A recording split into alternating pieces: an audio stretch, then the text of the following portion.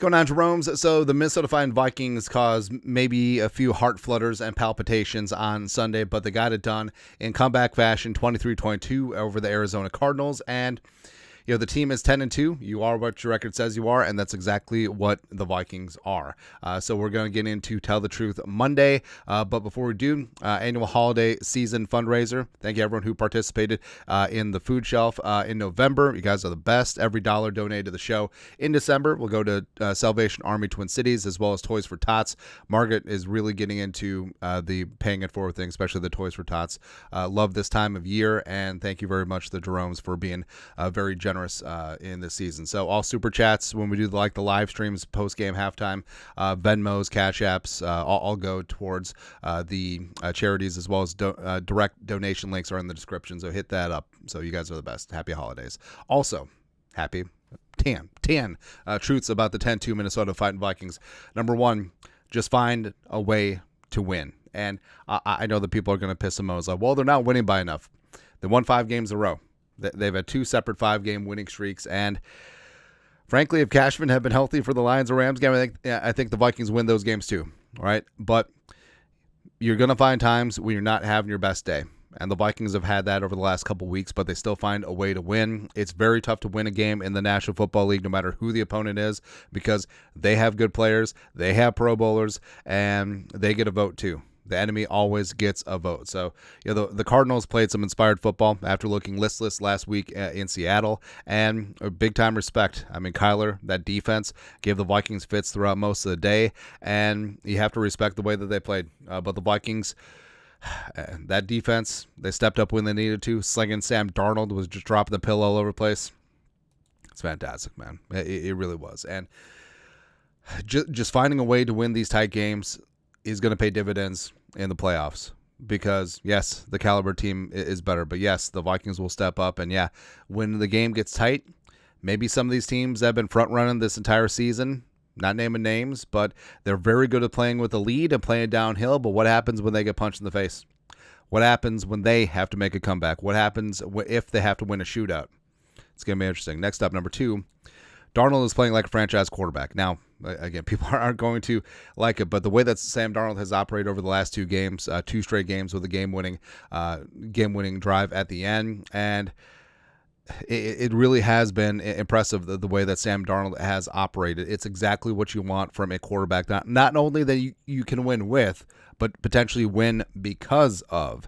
And yeah, Darnold had a down game against Jacksonville, but he's risen back against Tennessee, against Chicago, and against Arizona. He's had 3 of the best games that I've seen a Vikings quarterback play in quite some time. All right, so I still firmly believe that J.J. McCarthy is the future in 2025, but if Darnold keeps playing this way down the stretch and into the playoffs, and maybe goes on a magic carpet ride in the playoffs, maybe a Super Bowl, the decision's going to get a little bit tough, because it's a whole bird in the hand versus 2 in the bush situation. Number 3, Aaron Jones needed redemption. And Jones had been in a tough spot, fumbling at the 1 against Chicago, and then fumbling the first play of the damn game for the Vikings on offense against Arizona. They recovered that one thanks to Brian O'Neill, but then losing that one off of that circus catch. I mean, he was benched, rightfully so. You could tell he was on the sideline in a bad spot, and they dropped that touchdown on that one drive that ended in a field goal, and you're just like, he's not in a good headspace.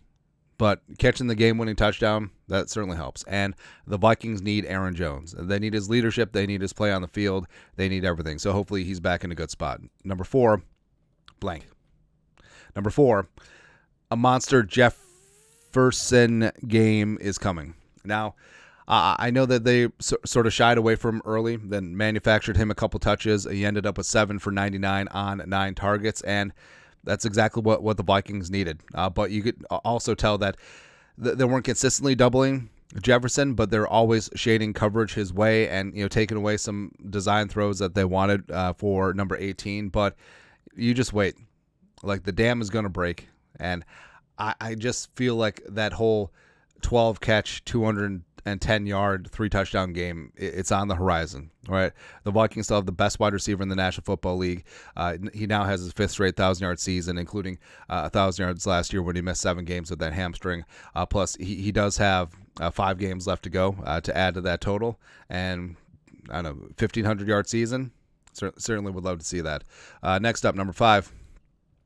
We're lucky to have Kevin O'Connell. Now, is there areas that he can improve in?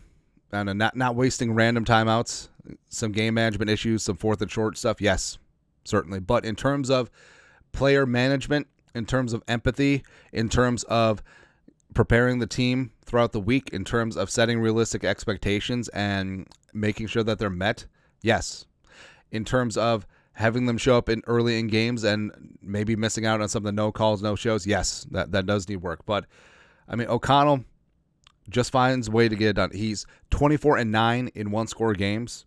13-4, won the division his first year. 7-10 last year. Frankly, it was a miracle they won seven games. Given the circumstances. If Kurt stays healthy, Vikings get 10, 11, 12 wins. They vie for the NFC North and blah blah blah. Right, and now they're 10-2, and they have a chance to really make some hay. And whether that's winning the division, if Detroit gives them some help, or going road warrior style as a wild card. I mean, Kevin O'Connell is a leader, and they do need to extend him and Kwesi. And I love the culture that they're building here. Plus, his reputation as a certified quarterback whisperer has grown and shown every single week with Sam Darnold back from the dead, back from the depths of the quarterback bust barrel, and he's just getting it, man. Love it. Next up, number 6. Turnovers will decide the season. So the Vikings defense is number 1 in takeaways. They're also the only defense to have a turnover in every single game. Offensively, they still turf it too much. They're top 3 in turnovers that head into the game, and that's what it will come down to. Like, if the Vikings are turfing the ball or Darnold's giving it away, the Vikings have 0 chance. And also, I actually feel like the fumbles are even more demoralizing than interceptions. Like, it doesn't make much sense. I mean, interception, usually you're downfield. Yeah, but the fumbles just take care of the football.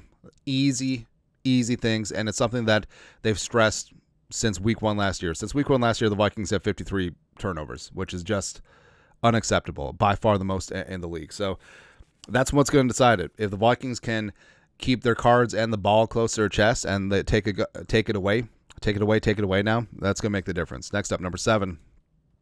The O-line needs to figure their ish out. So 5 sacks as well as 63% pressure rate against Arizona. And they just simply had no answers for Nick Rawls, the Cardinals DC, former Gopher, Pride Near Prairie. They had no answers for their blitzes, right? And, the Cardinals, like, they're a solid defense, but they're not world beaters. But they were consistently getting free rushers on Darnold, whether it's Mac Wilson, whether it's Buda, whether it's Collier, whether it's wherever. Like, they were just winning the numbers game. And conversely, a lot of Flores' blitzes the last couple weeks, kind of getting picked up. Don't want to say that the league is caught up to him, because that's ridiculous. I mean, it's a cat and mouse game, but it was very stark how the Vikings blitzes on Kyler weren't necessarily getting home, but a lot of Arizona's blitzes were. And Darnold had 5 sacks, probably could have been 10. Next up, number 8.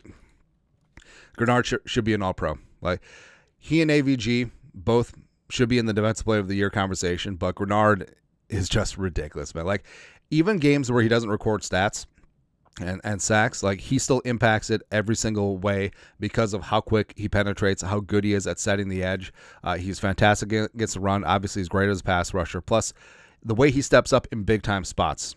So he had the sack in overtime against the Bears. Caleb Williams really broke the momentum the Vikings' way, and the Bears never recovered after that. They punted 3 and out, and the Vikings marched down, kicked the field goal, finito. And then the strip sack of Kyler, where it didn't end the game. Kyler recovered it pretty easily, but it broke their momentum as well. And that's the whole thing about it, is that Greenard can consistently be in the backfield, and when you need a big-time play, he's going to step up. And I love the Greenard signing.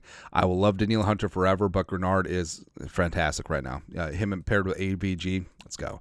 Number 9, injuries are starting to add up, just a smidge. So Gilly left with a hamstring TBD. Oh, that's going to be Harrison also missed a series that was undisclosed. And then Pace, obviously, with the hamstring on injured reserve. They got Rock Hurd as well as DePaula. They are eligible to return this next week, although John Parker Romo and McQuaid have been great in their stead. But these minor nicks and bruises, I know that, knock on wood, that's not as bad as some other teams, but there's starting to be some concerns, right? And Moreau playing a lot of snaps.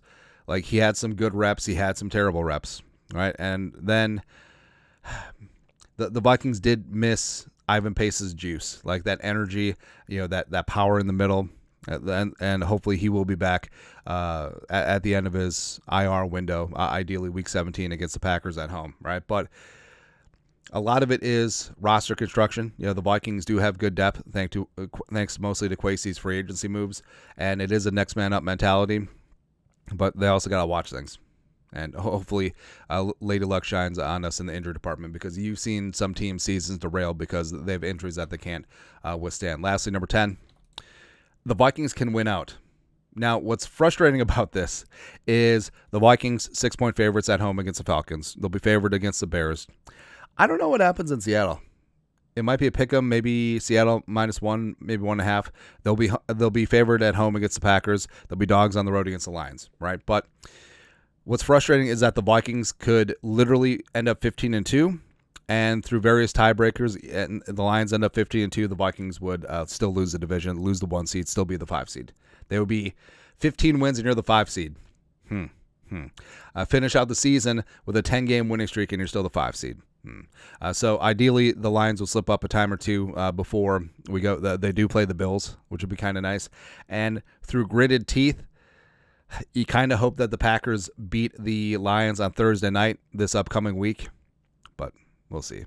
Don't see it as rooting for the Packers. You're rooting for the Lions to lose. Don't know. But this team, they can play with anyone. They've shown it. They've gone against some of the best teams in the league, and they've gone toe-to-toe, or they've gotten a dub. And they played some of the worst and middle teams in the league, and it's close, right? So no matter who the Vikings play, it'll be a one-score game. They could play the Lions right now. They could play the 85 Bears, the 2000 Ravens, the 2002 Bucks. They could play the 2007 Patriots. They could play the Burnsville touch or flag football league team champions, and it would still be a one-score game. That's exactly what's going to happen. But this is a fun team. They're finding ways to win. They're gutty. The cardiac kids. The illusions between this team and the 2007 Giants are certainly there. And we're going to get it done, babe. Anyways, that's it. That's it. 10 truths about your Minnesota Fighting Vikings on this Tell the Truth Monday. You guys are the best. You know what to do. Skol. Production value.